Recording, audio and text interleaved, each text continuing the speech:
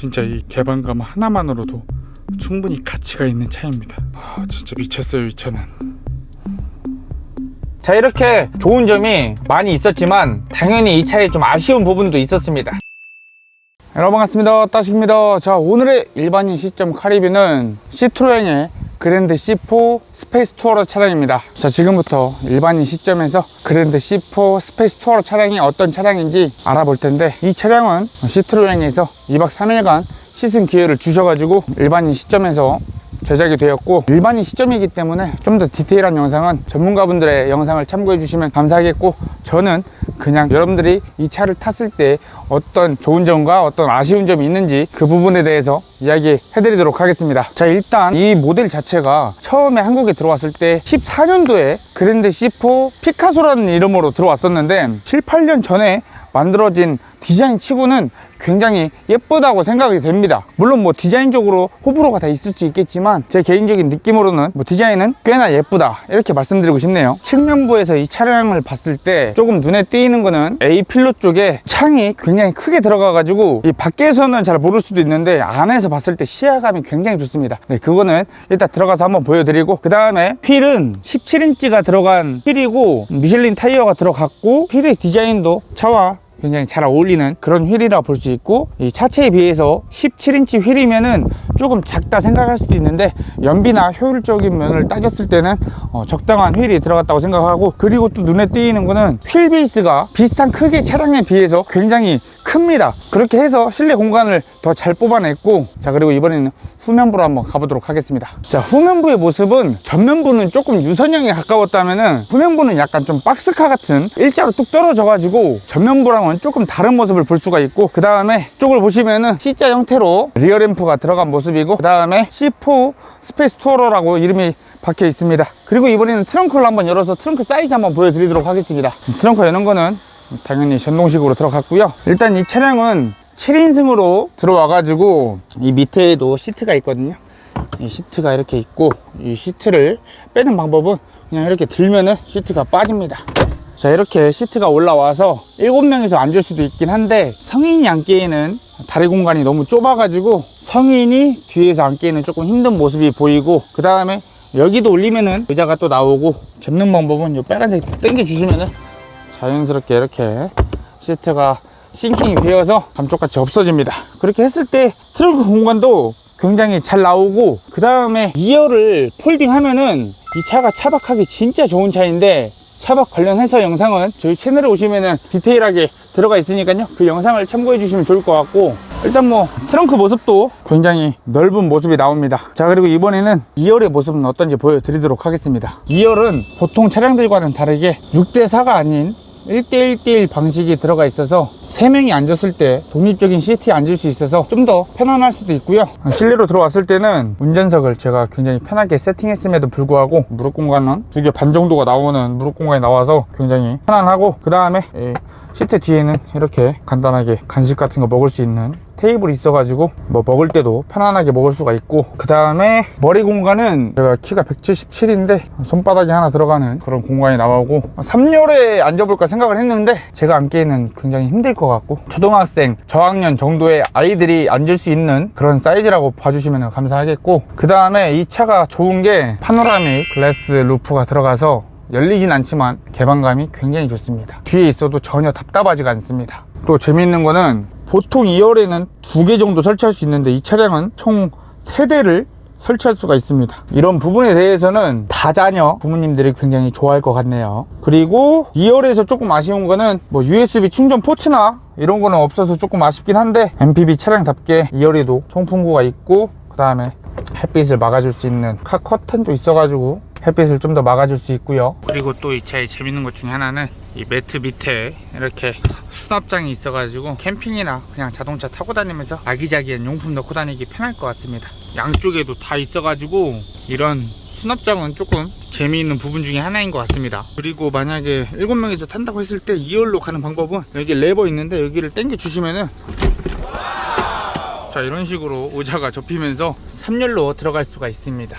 그리고 이번에는 1열로 가서 1열을 한번 보여드리도록 하겠습니다. 1열에 왔을 때 이 시트로행의 모습은 일단은 다른 걸 다 떠나서 이 시야감이 진짜로 어마어마합니다. 지금 제가 운전석에서 이렇게 봤을 때는 이런 모습이 나오는데 좀 더 뒤로 해서 보면은 이 윈드스크린이 위로 끝도 없이 있어가지고 진짜 다른 차량은 확실하게 다른 강한 개성이 있습니다. 진짜 이 차를 한번 타보신 분들은 어떤 느낌인지 아실 거예요. 개방감이 다른 차량은 비교가 안 되게 어마어마하게 개방감이 좋아서 오늘같이 이렇게 날씨 좋을 때 주행할 맛이 나요. 이 운전을 할 때 또 더울 수도 있잖아요. 그러면은 선바이저가 앞으로 밀려요. 네, 앞으로 밀려가지고 이렇게 하면은 운전할 때 햇빛 때문에 불편한 그런 게 없고, 이렇게 했을 때도 일반 차량에 비해서는 시야감이 굉장히 좋고, 자, 그리고 이 차량이 좀 재밌는 거는 와이퍼 작동 방식이 일반 차량은 조금 다릅니다. 한번 보여드릴게요.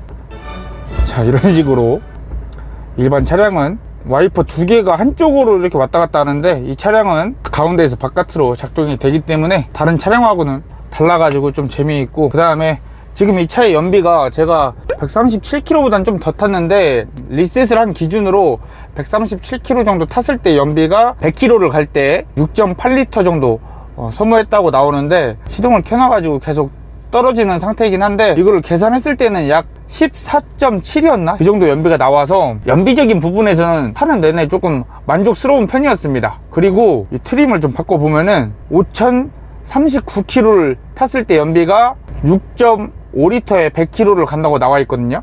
그러면은 연비가 거의 15.3 정도, 그 정도 생각해 주시면 되고, 이 차가 시승 차량인 거를 생각하면은 15km가 넘어가는 거면은 연비는 굉장히 좋다라고 말씀을 드리고 싶고, 그 다음에 또 재미있는 것 중에 하나가 운전석과 조수석 가운데 이런 콘솔 박스가 있잖아요. 이 콘솔 박스가 뭐 굉장히 넓고 좋은 것도 있는데, 콘솔 박스가 이렇게 빠집니다. 여기 앞에 부분을 당겨 주시면 콘솔 박스가 이렇게 빠져요. 여기 콘솔 박스입니다, 여러분. 여기 콘솔 박스고, 뺐을 때 모습은 이렇습니다. 그래가지고 뭐 옆으로 이동하기도 좀 편하고, 그 다음에 여기를 열면은 이 차는 신기한 게 좀 많은데, 앞에 220V가 있어요. 웬만하면은 2열에 있거나 그러는데, 이 차량은 또 앞에 있어가지고 120W 정도 되는 220V를 사용할 수가 있고, 그 다음에 12V 단자 있고요. 그 다음에 또 USB 포트 있고요. 그리고 또 신기한 거, 이 차량은 마사지 기능이 있습니다. 자, 이렇게 하면은 뒤에서 등받이가 왔다 갔다 해서 마사지 기능이 있는 게 좀 신기하더라고요. 그리고 이 글로브 박스도 굉장히 넓게 이렇게 있고, 그 다음에 또 신기한 것 중에 하나가 조수석에 종아리 받침대가 있어가지고 조수석에 사람이 탔을 때 이 레그 서포트가 있어서 굉장히 편하다고 하더라고요. 그래서 이 차는 2열보다도 조수석이 더 편한 차입니다. 그 다음에 또 재밌는 거 하나 보여드리면은, 얘가 이런 식으로 폴딩이 됩니다. 이 폴딩 되는 차가 요즘 많이 없는데, 조수석이 폴딩이 돼가지고 차박을 할 때도 굉장히 유용하게 사용이 될 수도 있습니다. 그리고 또 재밌는 것 중에 하나가 기어가 핸들 뒤쪽에 있어가지고 처음에는 조금 적응하는데 시간이 걸렸는데, 하다 보니까 굉장히 편안하더라고요. 그래서 일단 기아는 뭐 나쁘지 않았습니다.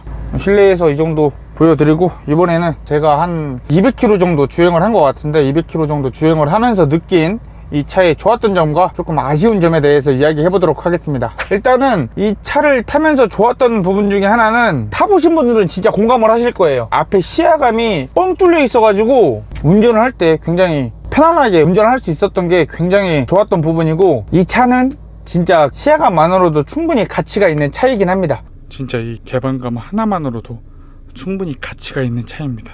진짜 미쳤어요, 이 차는.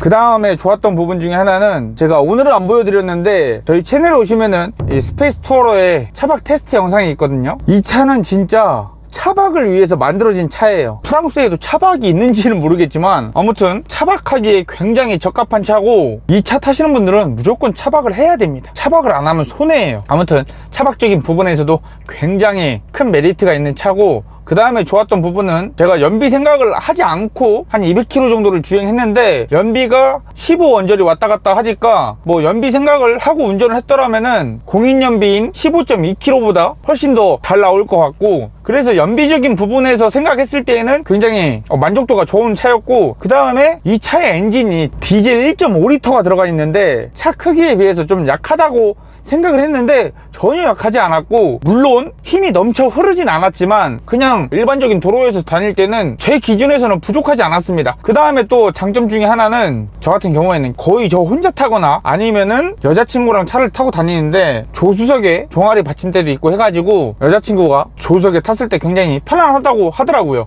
조수석을 편하게 만든 것도 굉장히 좋았고, 2열을 다 폴딩 시켰을 때 트렁크 사이즈가 굉장히 크기 때문에 차박을 꼭 안 하더라도 이 실내 크기에 대해서는 굉장히 만족을 하는 편이었습니다. 자, 이렇게 좋은 점이 많이 있었지만 당연히 이 차에 좀 아쉬운 부분도 있었습니다. 일단 첫 번째, 이 차에는 오토 홀드가 없습니다. 그래가지고 오토 홀드 있는 차를 타다가 없는 차를 타니까 굉장히 불편했습니다. 특히 뭐 고속도로를 주행하거나 할 때는 전혀 문제가 없었지만, 서울에 살다 보니까 시내 주행을 많이 하는데 신호에 걸릴 때마다 계속 브레이크에 발을 올려놓고 있어야 돼가지고 그 부분은 굉장히 아쉬운 부분 중에 하나였고, 그 다음에 이 차의 두 번째 아쉬운 점은, 제가 좀 등치가 크거든요. 저 같은 경우에는 여름에 통풍 시트가 필수입니다. 이 통풍 시트 있는 차를 한번 타면은 통풍 시트가 엄청 좋거든요. 근데 이 차는 통풍 시트가 없더라고요. 또 재미있는 거는, 아니 마사지 기능은 있는데 통풍이 없어요. 이게 뭔가 조금, 프랑스 사람들이 마사지를 좋아하나요? 아니면 좀 땀이 좀 덜 나나요? 그래가지고 마사지는 있는데 통풍이 없는 게 조금 재미있긴 했는데, 아무튼 제 입장에서는 마사지 기능 굳이 필요 없으니까 통풍 시트를 넣어 주셨으면 하는 게 좀 어떤가, 그런 아쉬움이 있었습니다. 그 다음에 세 번째로 아쉬웠던 부분 중에 하나는, 이 차는 가솔린이 없고 디젤밖에 없습니다.